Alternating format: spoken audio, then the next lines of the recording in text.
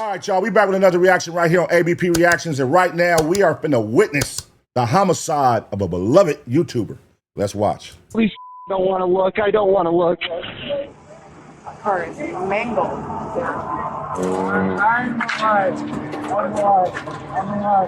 I'm alive. Oh, damn. I hit somebody. Whoa. I know. I actually was a fan. Yeah. He reminded me of you so much. When I get out of here, I'm going to start a YouTube. I think the first video I should make is like about this. On January 31st, 2025, a white van smashes into a car stopped at a red light, leaving the beloved YouTuber known as Desert Drifter in critical condition. But what first appears to be a tragic accident unravels under scrutiny as disturbing evidence pulls the case in a shocking new direction. And that is almost like it sped up before it even got to him. There was no, you'll see. The following is based on official police records, and the footage has never been seen before until now. Damn, look how many Just pieces from after the car 10 p.m., all over this dispatchers motherfucker. in Grand Junction, Colorado are alerted to a severe crash involving two vehicles at a four-way intersection. 911, this is Chennai. What is the address of your emergency? Hey, I'm on the corner of North and First, and there was a crazy accident. Okay, were you We involved? need an ambulance here. Yeah, we're getting a lot of calls. Were you involved? No, I was not involved. I'm just told I don't want to look. I don't want to look. Okay. Oh. Nearly a dozen calls flood in, including one from two witnesses who saw the incident unfold. The guy was driving sporadically. We could see he ran a red light before. He was hauling butt down the road. Then, Oh my God, baby, we got Okay, gotcha. we got to stop. And you said it was a van or whatever kind of vehicle? I can't tell what it is. It's like a utility van. Big ass That's the one that Sprinter. ran the red light. and smacked into this other vehicle. And I can't tell what the other car is, but it's nasty. Like a sedan of some kind? Something like that, yeah. Officers arrive to find the white van with smoke pouring from its damaged engine. The second vehicle lies overturned against a building. Oh, shit, he flipped it all the way over. Damn. Damn. Its frame crushed so badly it's nearly unrecognizable. Wow. Yes. Somebody is trapped in this car. He's talking to you until they get here, Oh, okay? my God. That shit crushed like a can. Here, okay? He's conscious. He's like responding with movement. Is there anybody else in there with you? There's somebody very, very heavy damage in this car that's upside down. That shit crushed like a soda can, dog. Look at that shit. That should be crazy. That should be like a blessing how people survive these type of accidents when their car be looking like that. Person trapped inside. Damn.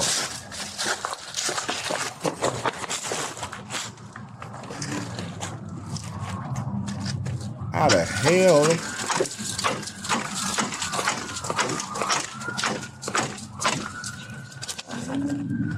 Can you hear me in there? There's no way his legs ain't broke or something like that. Shit is crushed like crazy. His body got to be in that motherfucker all kind of twisted up crazy kind of ways. Hello, can you hear me? Is there anybody else stuck in that one too? Yeah, there's a guy that can't help. Okay. You try to talk to him and get him woke up. I'll go check on that guy. Oh. He's breathing. He's breathing? He's breathing, but he is unresponsive. Okay, is there anybody else in there? Are you by yourself? It's just him. Hey, 35, 58. are you okay? I know you were just in a car accident. You're okay. You're okay. You're gonna be okay. Can you? We're gonna need at least 2 ambulances. He's not responsive. Will you guys try and go on the other side? Oh, man. Whoa. Not gonna be able to get that open. Bro, look at this shit. That's the fucking driver's side, because he keep talking from the other side. That's the driver's side. Damn. Breathing. He is breathing? He's breathing. He's unconscious. He's buckled. We're gonna have fire in him out. They're gonna have tools on that. He's on the passenger side. Is he awake? Breathing. He's breathing. He's not conscious. He's buckled in there. Copies. Jules! The driver of the overturned car is later identified as 36-year-old Andrew Martin Cross, the YouTuber known as Desert Drifter. While a rescue team prepares to cut him free, an officer up the road tries to keep the other driver calm. Dude. Wow. There you go. Yep. That is crazy. Yep, ambulance is here. Fire truck's going to try to get you out, okay? Whoa. Okay. You're doing good. Just keep awake, all right? Hey, have any of you that are watching, have y'all ever been in a car accident like this? Like where your car has flipped over multiple times and they have to use the jaws of life to get you out and you survive? Dang, man, that gotta be a crazy experience, man. Bro, I'm a human. What's that? I'm a human. Yeah, you're doing good. I know, dude. You're doing good, okay? Bro, I'm human. I'm trying to get home. The driver of the van is identified as 37-year-old Ragnar Nicholas Nick Crystal, a U.S. Army veteran. Oh, shit. Oh, shit. Oh, shit. I know where this is going. Oh, no, I know where this is going. Anytime you start saying U.S. Army veteran, they're going to incorporate some crazy shit. You know what I mean? Shout out to all the goddamn military out there, but y'all know, they're going to say he was crazy and some old wild shit. The front end of his van is completely crushed, and the dash and steering wheel has effectively pinned him to the driver's seat. Firefighters utilize a spreader, a powerful hydraulic tool, to lift the dash and free him from the wreckage. Guys. All right, there we go. Yeah. Wow, man. Yeah, up and over. Okay, ready? 1, 2. Oh, you gotta. What the hell? How fast was he going? Other way. There we go, Nick. All right. There we go. Let's get a seat collar and get lines ready. Meanwhile, backup officers arrive and attempt to collect statements from witnesses. Hi, did you see what happened? I was just heading westbound, and I saw like maybe a little bit of it, but not enough to give a testimony. Beside the officer, a bystander records distressing footage of the crash site on his cell phone, which later surfaces on YouTube. Sheesh. Stop recording. Did you guys see what happened? No, we were same as him. Okay. And we don't understand this criminal justice stuff. Okay. I'm interested in knowing how fast he was going, because that shit, look how the car basically exploded. Look how many pieces is just all over the place. He had to be going at least like 90 to 100. That motherfucker crushed the car, pieces everywhere. Ma'am, did you see what happened? I didn't. I was sitting at Stinker. I saw the explosion, but I didn't actually see exactly what happened. Okay. I'm an Uber driver. I was waiting for a call, and so I rushed over and called 911 and tried to do a little assessment for an operator. I really couldn't tell you what happened. I mean, a car is mangled. Yeah. Once Nick and Andrew are both freed, they're transported by ambulance to St. Mary's Hospital in critical condition. For first responders who remain at the scene, it's difficult to imagine how both drivers survived such a violent wreck. Right. At least he was wearing a seatbelt. Yeah. I think he smacked his head right on that windshield. Nigga, that's a miracle, y'all. Look at that. That's the driver's side right there. He was perfectly fine. It didn't crush nothing over there. Damn, that's a miracle. Oh, I'm sure he smacked into a lot of stuff. I can't believe that guy in the van was talking. What were they chasing him? We weren't chasing him for anything. We were told that he was running from the cops. This guy was running from the cops. He came through the intersection and took him out. No. No? No. Yeah. That's what we were told. We're like, where'd this come from? Who told you that? I don't know. Oh, yeah, no. It was passed on to one of our guys, and then they passed it on. Yeah. Rumor mill. Yeah, that's how that stuff starts. Yeah, exactly. Nigga over there making up Rumors stories. aside, officers are still a long way from understanding the truth of what happened here tonight. An officer arrives at the hospital and attempts to question Nick, the driver of the van, but this proves challenging. Hey, Nick. I'm Officer Keys. Please release my body. Can you tell me what happened? Don't grab there. It's gonna be a cold plot twist to this video. Watch, man. I don't know. I be listening to how people be putting emphasis on certain things. When they say ex-military, I'm like, hold on. Watch it be like the nigga got like some rage for the nigga he hit or something. It's gonna be something. Why is it my fault? I didn't say anything. I just asked you what happened. These crazy people want control. Okay. Can you tell me what your name is? Can I have my body back? Though his words make little sense, it's still too soon to determine whether that's due to injury or something else entirely. Back at the scene, officers gather statements from more witnesses, but even with their combined accounts, it's difficult to pinpoint exactly what happened. I think he meant drugs right there, huh? Drugs? This car was facing eastbound on North at the red light. White car blows the red, smashes into this one, crashes, like drags this thing, pushes it, and I'm thinking it trips Right there at that curve. Oh shoot. That right there hits that, spins, or flops over, and that guy continues, and he could see, I'm assuming the tire's either on its rim or was trying to brake because these big old gouge marks. Nearly 2 hours after the crash, Andrew's wife Evelyn arrives at the scene. She would later explain that Andrew was on his way home from backpacking and filming for his YouTube channel at Bears Ears National Monument. When he never made it back, she tracked his phone to the intersection. Andrew was just 4 minutes from home. At the hospital, an officer answers what few questions she can from Evelyn as she relays the information to Andrew's family over the phone. Do you know how fast the person is going? A little over the speed limit. A little over the speed limit, so probably speed limit's like 30 there. Yeah. Is there any other information you can share with me? No, that's all the officers can share. It was not his fault. It was not his fault, is all that they can confirm, which just pisses me off. According to public updates posted by the family, Andrew underwent surgery at the hospital to control bleeding in his brain, and his condition stabilized. Traffic cameras captured the moment his Subaru Outback came to a complete stop at the All right, here we go. Let's see what the hell happened. 4 minutes from the house. You right around the corner from your crib. You know what I'm saying? This is your normal routine. You know, you don't ever be having those type of worries when you be driving home, like somebody finna come hit me from the back. Pause. And it's like, nigga, you 4 minutes, you probably like, nigga, I'm about to hit this little cut. You know what I'm saying?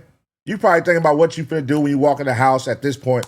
And then out of nowhere, a fucking van comes full speed, smacks your shit, make you spin and flip over, and you in the hospital. What the fuck? Was it a drunk driver, or was he high, or do he know this nigga? Light. 7 seconds later, the white cargo van plowed into the back of his vehicle, sending it barreling through the intersection. Andrew's father later made a guess at how fast the van was really traveling through the 35-mile-per-hour zone.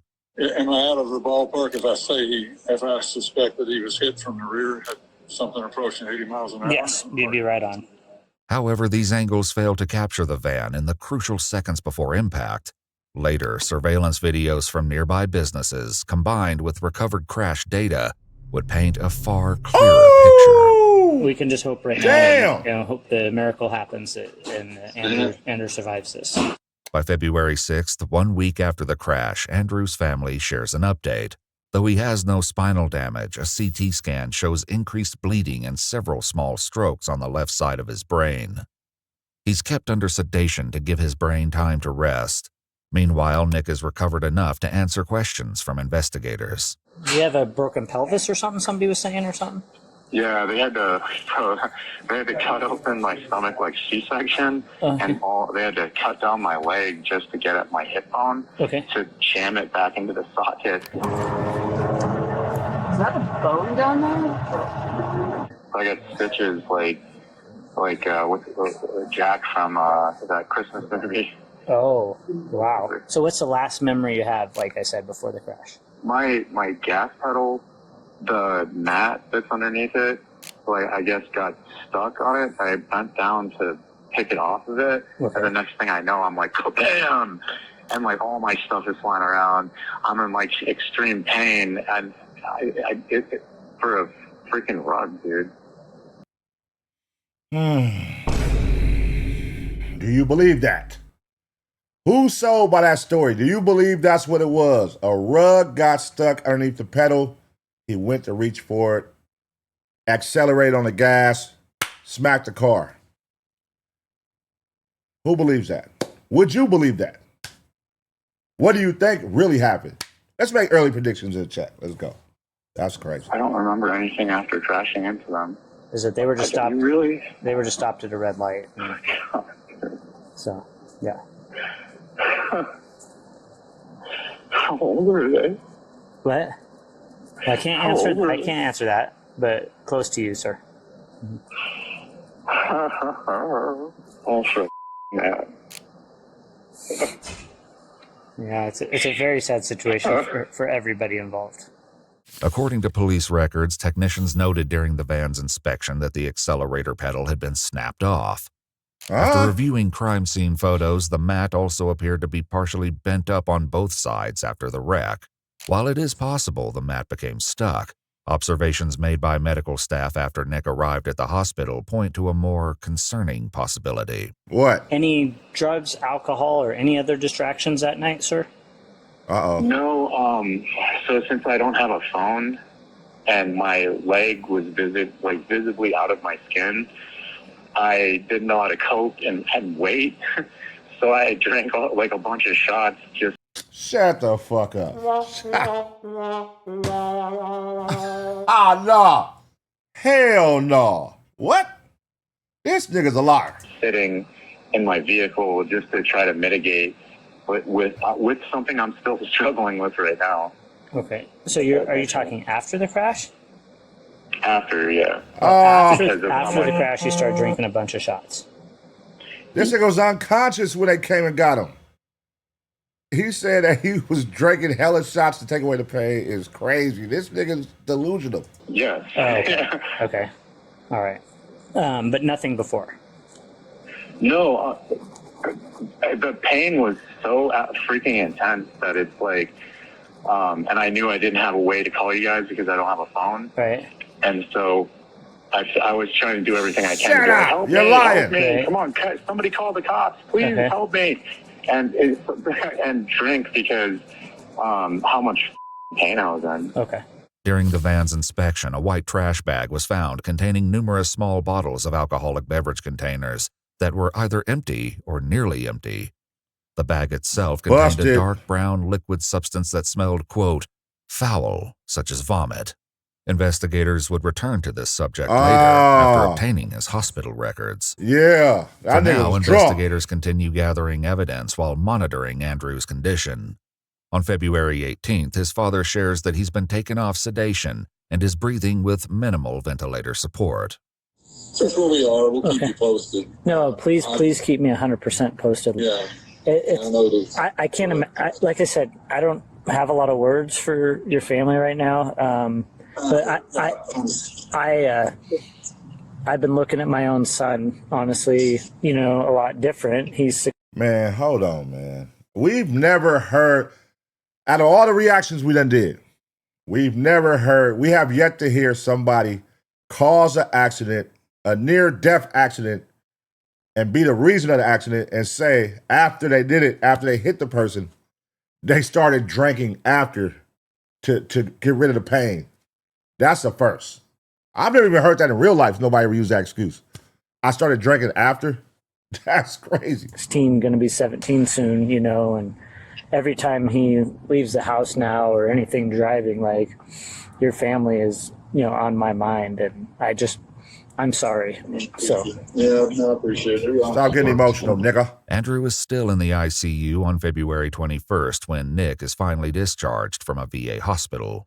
He's promptly intercepted by police officers and arrested on a vehicular assault warrant. Exactly. I knew Before that heading was coming. to jail, he's brought in for an interview.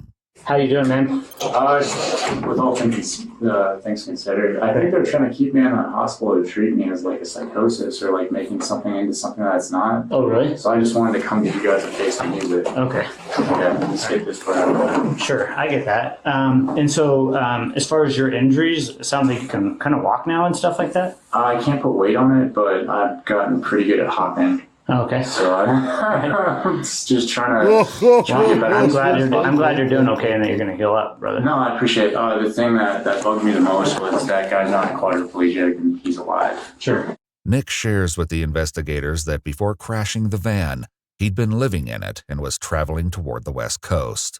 As of recently, I lost. Damn, so that was his house. Both my cats, and I was just trying to go to the Native American ruins just to like keep my mind distracted. But that's been something that I really need is like a career or a job you go into, like a purpose in life. Interestingly, many of the videos on the Desert Drifter YouTube channel feature Andrew visiting ancient ruins and prehistoric sites. Oh, shit. This nigga knows him. Oh, it's probably like his competition on YouTube. It's probably like a nigga he beef with on YouTube, bro. Oh, no. Say it ain't so, Skinny Man. No. According to a video posted by his wife Evelyn, exploring these landscapes left Andrew with a, quote, sense of peace and purpose. I came back to a country that said 9/11 was a scam and, you know, it's like we were murderers and all kind of stuff. So it was really hard to get help and meet anybody knowing that I was a veteran, especially in like super liberal states. Okay. They were had a lot more animosity. So I was just trying to drive around until I found a state that accepted a veteran just trying to get back on his feet. Claiming he has little memory of the crash, Nick listens as the officer walks him through what they saw on the traffic cameras. When it hit, right, you guys went across the intersection, you shoved the other vehicle, goes... Feel it. Yeah, no, I'm sorry. No, you're fine. No, take your time. No, it's fine. And so it shoves into that light pole on the southeast corner there. And then from there, your van continues eastbound along the sidewalk, comes to rest in an upright position, and the other vehicle overturned, unfortunately, from there, okay? He then returns to a familiar story, one that quickly falls apart under scrutiny. It was like being in a dream. Nothing seemed real. Like I was in complete shock. All I could feel was pain radiating all through my body. Okay. I didn't know what to do. I keep emergency shots in my I have like emergency kit with like Band-Aid and stuff. Okay. And so I keep shooters in there. And I Come on, man. I just remember drinking them and throwing them out the window. As imaginative as his explanation might be, it's in direct conflict with witness statements and what's clearly observed in body cam footage. Breathing. He's breathing? He's breathing, but he is unresponsive. Right. Did you ever see him He was eat or unresponsive. drink anything while they were in front of you? No, for the majority of the time he was unconscious. Okay. I Exactly. don't know how to explain it. Right. It was like I wasn't me. This isn't real. This isn't happening. And I think it was like a dream. And so doing the shooters was like me trying to connect back to reality almost. I don't know how to explain that. Hospital records would later reveal that Nick had a blood ethanol level of 0.201 when his blood was drawn at the hospital at 1:45 a.m., nearly 4 hours after the crash. Damn, 4 Detectable hours amounts after. of fentanyl and THC were also found in his bloodstream.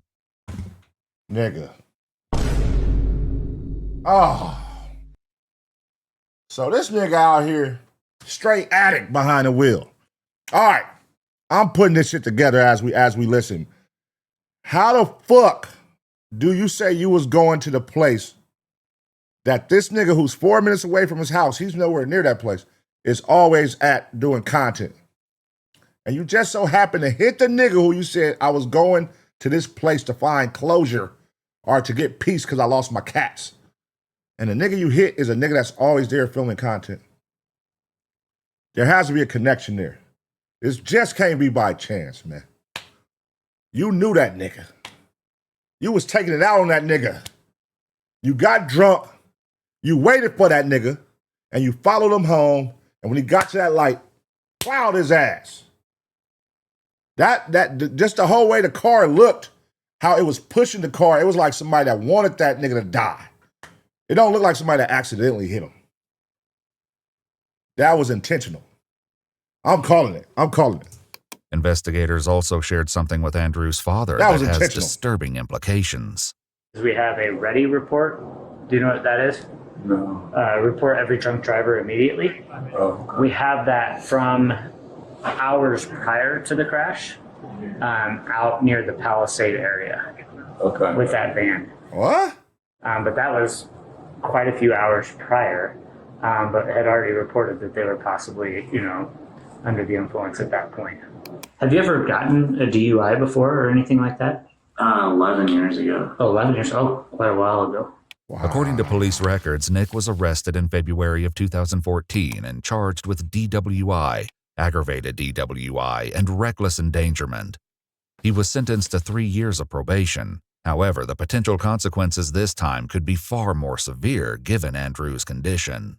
The guy hit's not a quadriplegic. He's not dead. I have no idea what his status is going to end up being. I mean, he's still at the hospital, right? And he's still not doing very well at all. But I don't know what his end result will be. He's not alert. He's not awake. And so I spoke to his father. Look at that fake. He faking it. I've spoken to his wife a few times.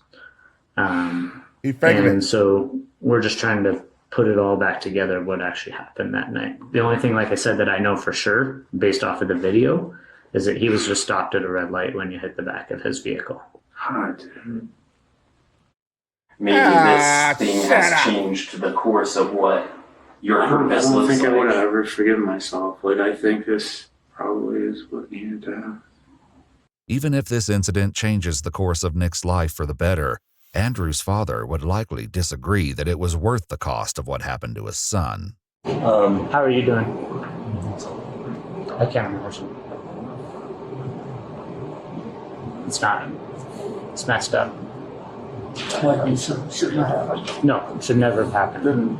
It's not even explainable really. And it's not in any way. So there's, when I've dealt with a lot of crime in my 19 years. There's sometimes where people are victims, right? Yeah. And then there's victims, right? Yeah. And this is one where it's just 100%. He is a victim every way. Is there anything you want me to tell the family, or that you would say that? I would gladly give my life because I don't have one for that person just to wake up and have one. Okay. Right. Following Nick's interview, he's booked into the Mesa County Jail. But the case is far from over. Crash data, additional surveillance footage, and Nick's own private confessions will soon cast the incident in a much darker light. I fucking knew it. I knew it. I knew it. For now, Nick reaches out to his estranged mother, who's all too familiar with the victim, Andrew Cross. Hello, Nick. Oh my God. Mama. What? I'm so glad you're alive. I hit somebody. I know. I actually was a fan. What? So this nigga mama knows the nigga and she's a fan of the nigga that he hit? All right, let's keep watching. What the hell is going on, man? Yeah, He reminded me of you so much. Eric and I used to watch his videos. In fact, we were going to go and take trips to some of the places he'd been just to get out and do something. Andrew's YouTube channel, described as exploration and adventure with a historical twist, mainly focuses on solo hiking treks in both well-known and remote areas. What is going often on? highlighting historical sites and artifacts. While collecting Andrew's belongings from the totaled car, his father shared further details about his son. He was a history major undergrad at Virginia Tech. He started this channel on a whim because he had an interest in the as you know, these are referred to them, the ancient peoples that populated the lands to our west and south here. So he started putting his videos up, and in less than a year he had over 400,000 subscribers. To date, his YouTube videos have amassed over 97 million views. You know, I've been doing this stuff for years and never would have imagined that other people would be interested in coming along. 3 weeks after the crash, updates show that Andrew has begun to respond to pain, which his wife Evelyn writes is a positive step in the right direction. Meanwhile, Nick continues speaking to his mom from jail, describing his van life adventures. This nigga was booming on YouTube. What the fuck? God damn, that nigga mama said I know who he is. I love him. I'm a fan. Man, I'm telling you, bro, there's going to be something with his son. Something, he's mad at the nigga for something. It got to be, because it's too much lining up right now that for them not to know each other or for him not to know who dude is. I was going long-term camping. Mom, I saw the most beautiful things in nature that really, so like, Jesus, Jesus in the Bible, he's like the embodiment of like feminine and masculine. I think that's why he has like a big heart. And in the military, they only teach you how to be masculine. You know, how like feelings are poison and like, talking about your feelings is something gay or whatever. But like, when I was camping, I saw the entire Milky Way, and I was crying for the first time in my life. On February 22nd, Andrew's sister shares that he's developed pneumonia, but continues breathing on his own with little support. I ain't gonna lie, this build-up for what's going on with the goddamn status in the hospital is starting to like, what are y'all trying to get to? Because I feel like y'all finna lead to like him passing away. Hopefully he don't though. But I don't know. It's how y'all keep giving us little tidbits of what's going on in the hospital, man. Is he all right? Is he good or what? Let's stop penny pinching at the health tip. Like, is he okay? That's what we want to know. They also begin reading him comments left by his fans, who pray relentlessly for his recovery. In a video call recorded from jail between Nick and his sister, they discuss what Andrew's condition means for his case. Yeah, so I guess Andrew's going to make it out of this, which is good. Yeah. Which is like kind of a godsend, dude, if I'm really being honest with it. Given the type of family he comes from, I don't think they're going to try to, like, really mess you up, man. You know? Well, I think if Andrew makes it out of this... Dude, I'm like, I'm pretty emotional. God's like had your back on this. Like, you have to see God. Like, God crashed you both. Like, but God's kind of like coming out on this one. No, I don't want that to be on my conscience. And like, I think all of this happened for a reason. On February 28th, Andrew's sister Jenna provides another update on her brother's condition. Writing, his responses to neuro exams haven't changed. If anything, they've become less noticeable. Oh, shit. The statistics about Andrew's likelihood to have a moderate recovery or even regain consciousness are discouraging. Oh, shit. And it seems like the more info we get, the bleaker the picture. As officers shit. visit with Nick at the jail, he requests an update. Is Andrew still alive? He still is, but I don't know that it's looking very good. So I do know he's in extremely bad shape, but his family's there praying for him and stuff. And but I don't know, man. Just to be perfectly honest, I don't want to hear that. If he makes it even, I'm still gonna make a YouTube about that. Yeah, or something. Do something. Just to prevent people, because it's like I can't even sleep. I can't even. Yeah, I think, and I do know of folks that go around and speak back. Man, who the fuck is you talking to, man? Who the hell is you having this conversation with about this nigga in jail and talking about you finna make a YouTube? And who the hell is this? The CO? Y'all niggas is crazy. What is wrong with these niggas, bro? This nigga about to die. I hate to say it, but I see what's going on. We ain't dumb. The build-up is starting to turn on us. It's going down. I see what's going on. I'm like, why they keep getting to us in little tidbits? I mean? Knock on wood, he make it. Knock on wood, he make it, man. I would like to do it while I'm still in and have the kids see me get shackled back up. Because it really would teach a lesson. Like, bro, I'm not even joking. Yeah. As Andrew's condition declines and Nick remains behind bars, investigators continue analyzing the evidence. In the week following the crash, officers met with the nearby businesses, gathering 2 new angles of the crash. The first offers a wider view of the street, and the audio captures the moment of impact with disturbing clarity. Boom! Oh my God! Oh! The footage reveals that once the van struck Andrew's car, it carried it down the street until it collided with a light pole, causing it to roll over as it landed against the building. Another nearby business caught a similar angle, but one disturbing detail stands out. And then it's crazy, man. From way far away. And that is almost like it sped up before it even got to him. There was no, you'll see. In video footage recorded on an officer's phone, the van can be seen gaining intense speeds before smashing into Andrew's car at the stoplight. According to crash data, Nick was traveling at 80 miles per hour 5 seconds before impact. 80 miles per hour in a big-ass van. I'm telling y'all, that shit look intentional. Like, nigga, no, that don't look like a nigga whose foot is stuck underneath a goddamn rug.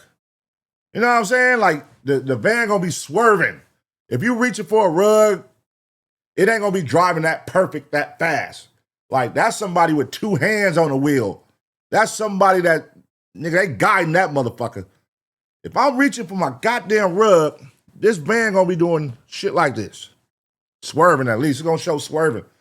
Yeah. Nah, we ain't stupid. In the final 1/10 of a second, his speed climbed to 82, indicating he accelerated just before the collision. After learning the exact speeds at which his son was struck, Andrew's father shared a calculation with the investigating officer. The weight of that van I estimated to be 10,000, his to be 4,000. Speed of travel, 82 miles an hour, his car being stationary. And Google's AI, artificial intelligence module spit out the calculation because they laid it all out in 6 steps. The bottom line is that he suffered an impact of over 87 G's of force. Wow. The report also notes that a stuck floor mat would not explain this acceleration, and that a reasonable driver would have applied the brakes. Despite all the data, nothing could explain what compelled Nick to speed up before striking Andrew's car.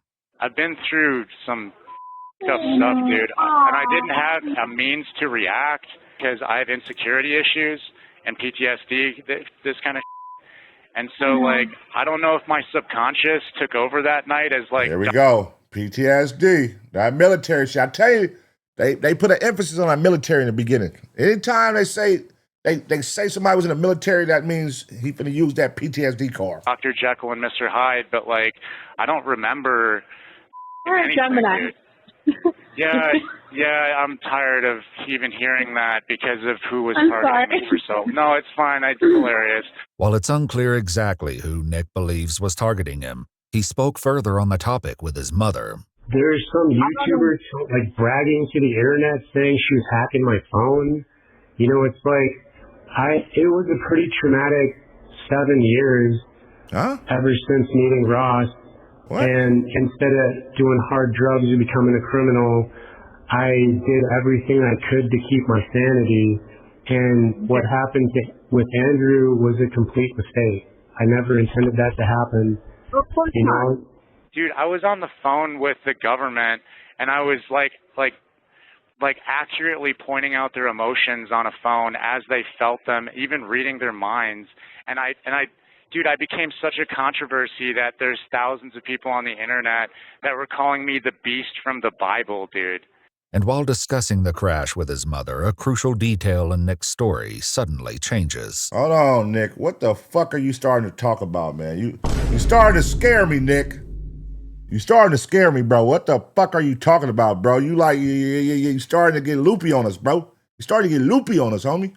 The fuck are you talking about? I had edibles for, PTSD or whatever to go to sleep at night, and I hadn't drank in a year. It wasn't me drinking on my own because I'm sad. There was somebody that came up to my van that offered me, they had a big bottle of Jägermeister, and that's the last thing I remember. And then I remember waking up in the hospital, just lost and alone, Mom.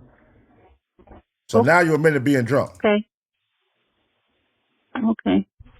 And so like, when somebody offered me a drink, I took it because it was another human being who, you know, like I'm alone, I'm by myself, like offered a good thing to me, or so I thought, and I kind of forgot my problems with alcohol, you know? This nigga has been lying from the start, bro.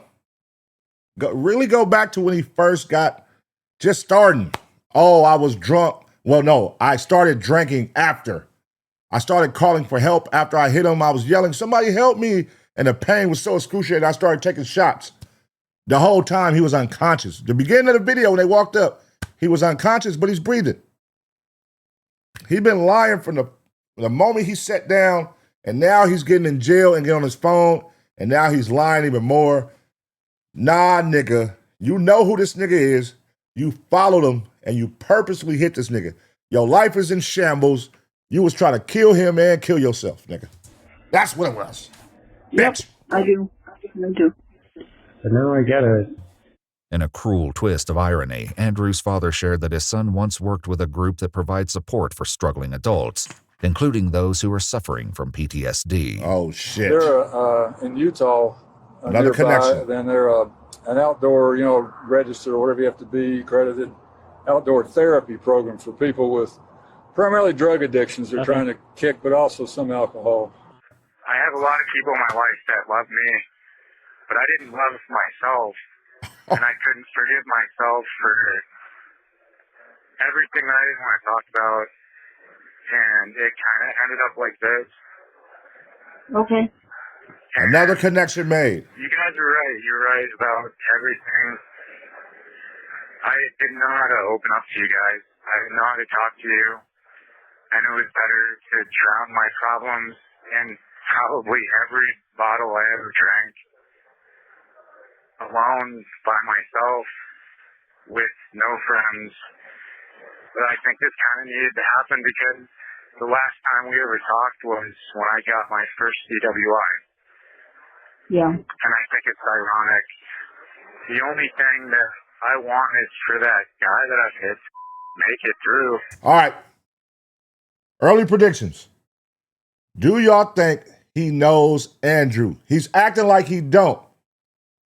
But y'all noticed earlier in jail when he was talking to his sister, he kept saying Andrew. Like, who the fuck just comfortable calling nigga they just hit in a car their real name like you know him? Like, nigga, who's that comfortable? You don't know this nigga, right? Why all of a sudden, a week later, you just call him by his name? You speaking as if you know the nigga.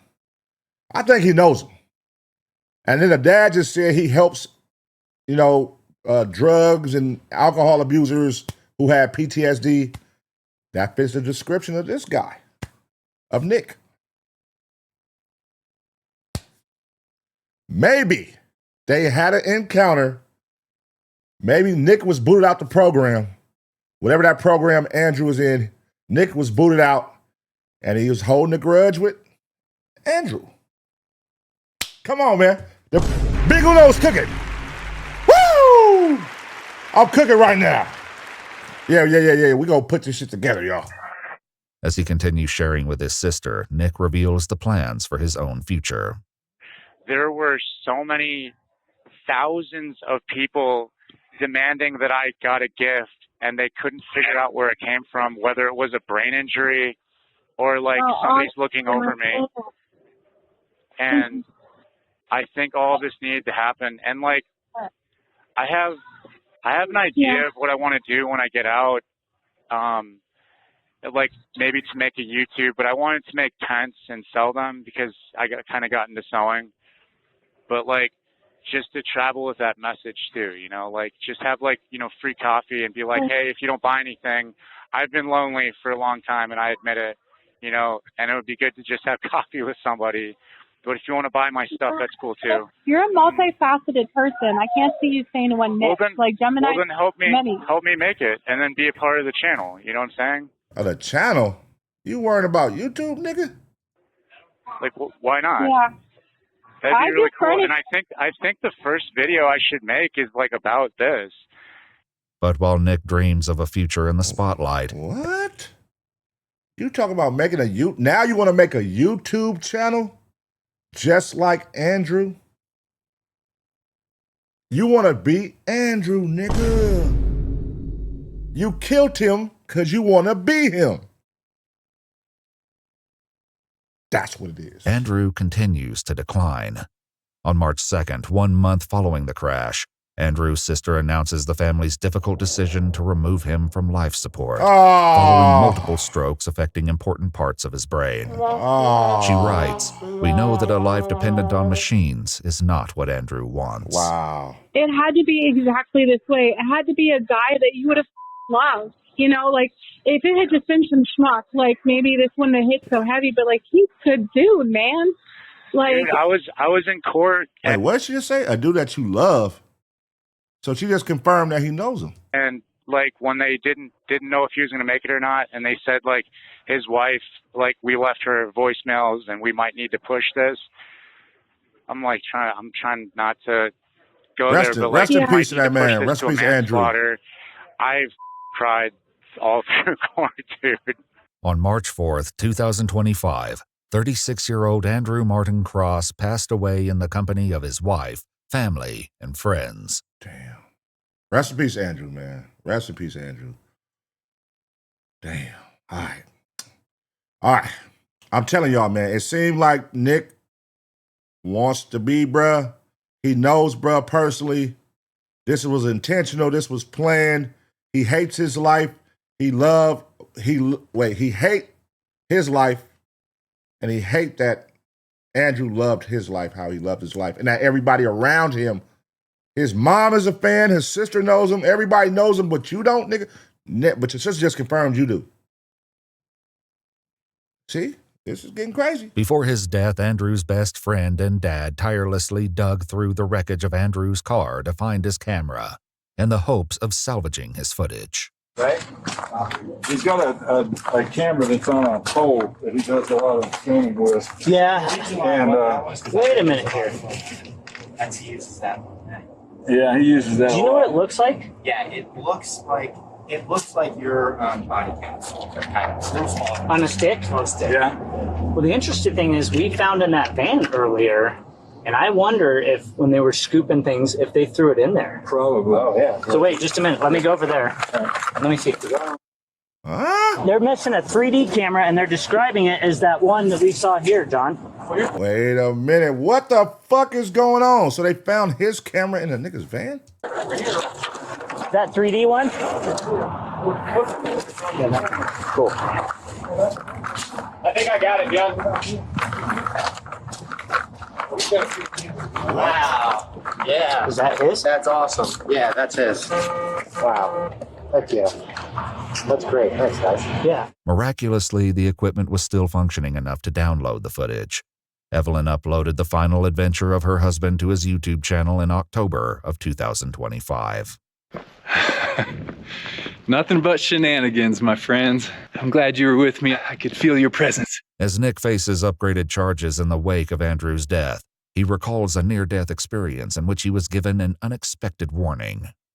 Like, I was at peace, but, like, Grandma was trying to explain to me, like, you can't leave a debt unfulfilled, especially when you take somebody's life. Once I pay the price for my crime, which is Andrew, in a court of law, I don't owe any, I'm not a sinner. I didn't, it's like, it's when you do crimes against people and you run away from it, that's when you're a sinner. That's when you're a liar. That's when you're a manipulator. But if you get punished here on earth, then it's settled. On October 8, 2025, Ragnar Nicholas Crystal pleaded guilty to vehicular homicide while driving under the influence as part of a plea agreement. In December of 2025, he was sentenced to 10 years in the Colorado Department of Corrections, followed by 3 years of parole. 10 years, nigga. I would be hot, nigga. Fuck that.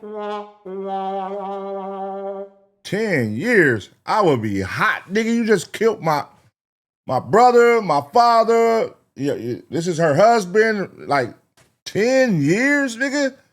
Especially the way you killed him. Drunk driving at 80 miles per hour while you have a stoplight. And that's all you get is 10 years? 10 years? Damn. I know the family hot. I know the family is pissed, bro. Like, Because that shit gonna fly. 10 years gonna fly. That ain't gonna be out in no time. And he gonna be back on the streets. And they done lost they lost a loved one, man. Over some stupid shit. I still think it's a connection there. I don't give a fuck. They didn't really answer if it was a connection there. Was that intentional? I think there's a connection there. You know what I mean? That's a crazy one, man. Rest in peace to Andrew. Condolences to the family. Let me know what y'all think. What y'all feel about the 10 years? Was that enough? Was that a slap on the wrist? You know what I mean? What should he have received? Let me know in the comments section, man. I'm going to give y'all 2 seconds, smash the like. And as always, get ready for the next reaction.